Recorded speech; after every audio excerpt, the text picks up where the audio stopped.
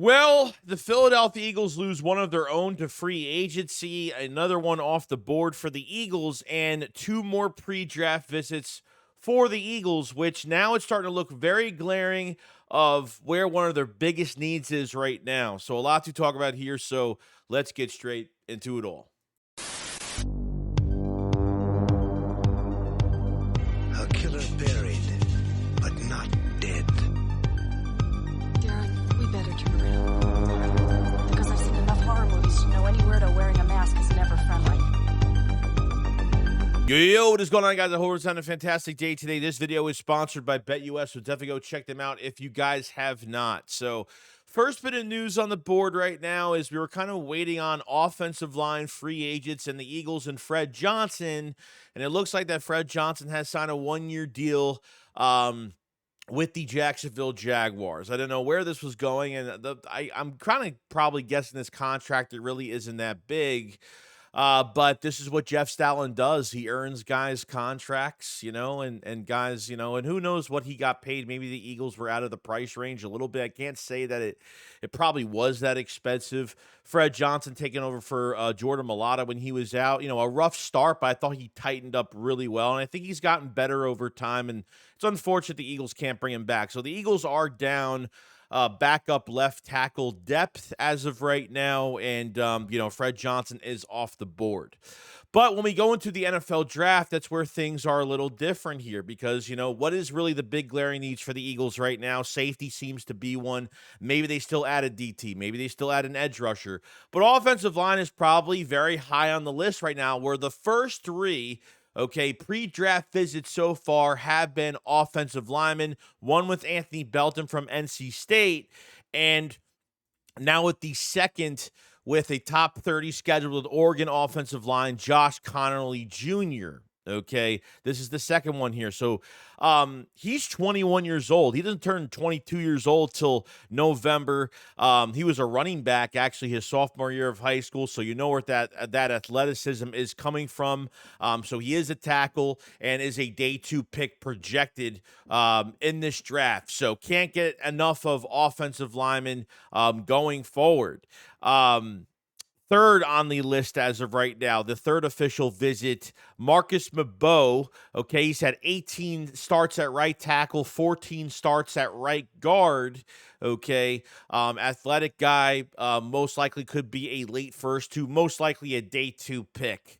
Okay, so I feel like there's going to be offensive linemen that the Eagles are going to have a lot of interest in somebody here, which is safe to say that they're going to get Lane Johnson's replacement as of right now. Lane Johnson just signed that extension, which makes him a Philadelphia Eagle to the 2027 season. And because that, Mekhi Becton did sign that 2-year, $20 million deal with the Chargers, which was a big loss for the Eagles in some cases, but I was wondering do they have faith in Tyler Steen? Do they have faith in Trevor Keegan? Even Kenyon Green from the trade that they did get with Chauncey Gardner-Johnson. So they have some projects. They have some guys that they are going to work with, and obviously guys need to stay healthy in the offseason program, but they're definitely going to draft somebody here between the second and third rounds of this draft, okay? I'm probably going to say they're most likely going to groom somebody, as a guard, most likely. I could play tackle, but have him as a, big competition at the right guard position.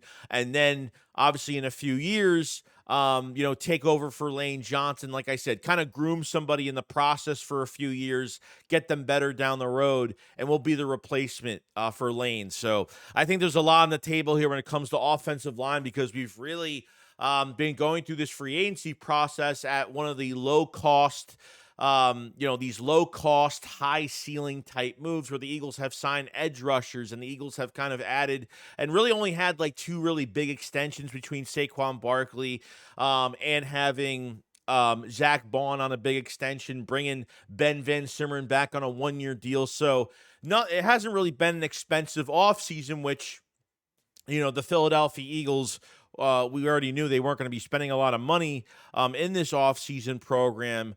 But, this is pretty good news. You know what I mean? I still think they need some offensive linemen, whether you go through the undrafted free agent pool which they'll get a few guys in there that maybe show some high hopes as an undrafted free agent after the draft. And I think by day two, they could possibly, between the second and third rounds, get another guy. And possibly, who knows, if they sign a bridge safety, they could go after. They might be good on the edge rusher position, sign a bridge safety, and maybe go after, because it's going to be more of a defensive draft in that first round. Maybe it'll be more defense, that they might pick an offensive lineman close to 32, or maybe trade that pick back, garnish more picks in the second round, and maybe get their guy there. You know what I mean? So I feel like the draft is wide open. But I think offensive line is definitely on the table. Okay. Even though Lane Johnson's here till 2027, there's really no big backup behind Lane Johnson right now. Both tackle spots, when it comes to depth, there's really nobody there. So you really have to make the decision right now to say, hey, let's bring some guys in. Let's go draft somebody, groom him to be a right guard, put him in the competition at right guard, because it looks like there will be a competition going into training camp, and then grooming that player to be these, you kind of put him out at right tackle in a few years. And now you've brought in 3 offensive linemen on pre-draft visits. First 3 picks. You got to pay attention. The guys they bring in early, not to say it's like that all the time, but usually guys that you bring in early, you have a lot of interest there. That the Eagles want to get into the building and kind of get to know these guys. And maybe the Eagles have a lot more interest in offensive linemen than we realize. And we know they're going to have interest, but as early as the first round to the early second day, maybe second round, you can't take it off the table right there. So, I think it's very exciting. And, even if they went offensive line the first round, I wouldn't be upset about it, to be honest with you, because Howie Roseman obviously values the trenches. It comes towards the trenches, and then he spreads all of his skill sets out there. And that's where it's important, because no one could be, if you don't have trenches, man. The rest of your team on the outside can't be successful. And it seems like offensive line could be a big position in this draft, more than we realize. Maybe it's more than safety. Maybe it's more than edge rusher between the first and second rounds. It's almost looking that important right now. So we'll see what happens.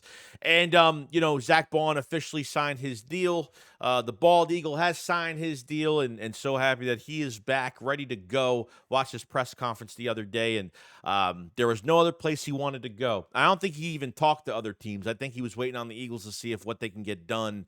And really asked about, you're losing pieces to your defense, and, Zach Baun now will start to be schemed against now, because now he's, this is a player that was an all-pro this year that should have been defensive player of the year, which he was robbed out of. So teams are going to have more attention on Jalen Carter. Teams are going to have more, which they already did anyway. Teams are going to have more attention on Zach Baun as well, coming back for the next couple seasons, and hopefully another good year under Vic Fangio. So, other than that, guys, pretty much it. I know it's a short video today, not an exciting video, but offensive linemen, it is exciting because they have a lot of interest there. Let me know what you guys think about the 3 prospects. Is it kind of eye-opening right now between Anthony Belton, Josh Connerly Jr., and now Marcus Mabeau?